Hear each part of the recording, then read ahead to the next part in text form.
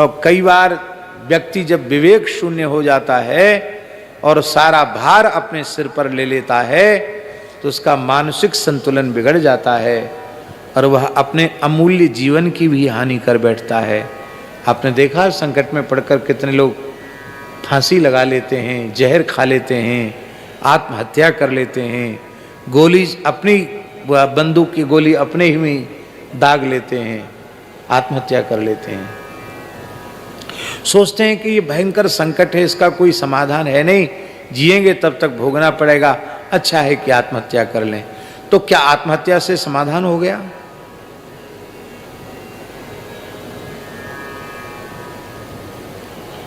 आत्महत्या से समाधान नहीं हुआ और भयंकर समस्या पैदा हो गई।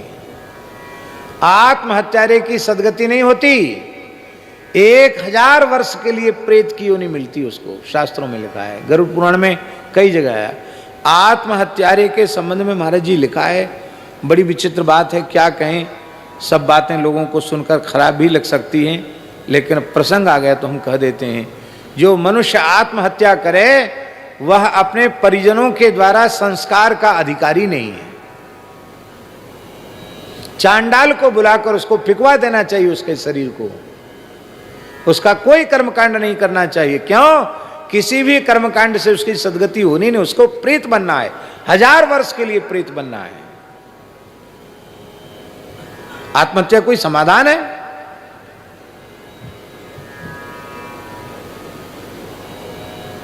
तब हम निर्भर कैसे हो? सबसे उत्तम उपाय तो यह है कि ईमानदारी से भगवान के शरणागत हो जाओ।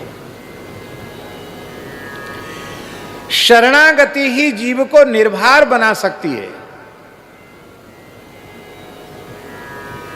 हरिम जगाम शरणम उत्पातागम शंकिता, भगवान की शरण हो जाओ।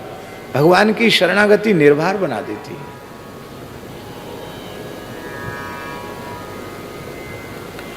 मान लो किसी में शरणागति का भाव दृढ़ न हो सके,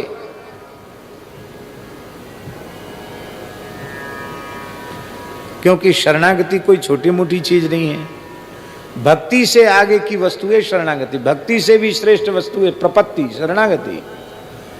और शरणागति का भाव सुदृढ़ मन में न हो पावे तब उसका दूसरा उपाय है निर्भर होने का। वो मध्यम है, मध्यम कहो या तृतीय श्रेणी का कहो, उत्तम उपाय नहीं। उत्तम उपाय तो है भगवत शरणागति।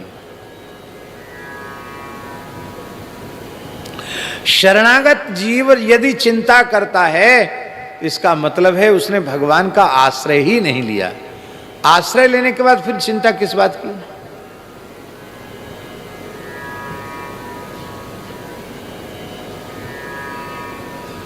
दूसरा उपाय क्या है सामान्य जीवों के लिए? काल कर्म विधि सिर धरी खोरी, ये दूसरा उपाय। अपनी खोपड़ी से भार हल्का कर दो, किसी की खोपड़ी पे रख दो। किसकी खोपड़ी पे रखें? बोले काल,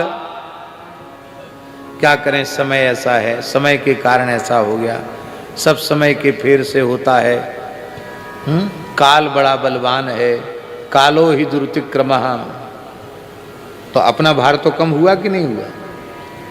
दूसरा है कर्म। ये महाराज जी ज्ञान पूर्वक उपाय है। काल का चिंतन ये ज्ञान पूर्वक उपाय है। कर्म का चिंतन कि जो कुछ भी सुख दुख हमें प्राप्त हुआ है वो हमारे पूर्वकृत कर्मों का ही परिणाम है। क्योंकि वर्तमान शरीर से हमें प्रारब्ध कर्म भोगने के लिए मिले हैं, प्रारब्ध के अधीन ही ये शरीर मिला है। प्रारब्ध का निर्माण कहां से हुआ? संचित से एक अंश आया इस वर्तमान जीवन में भोगने के लिए, उसका नाम प्रारब्ध है और उसी को कहते कर्म।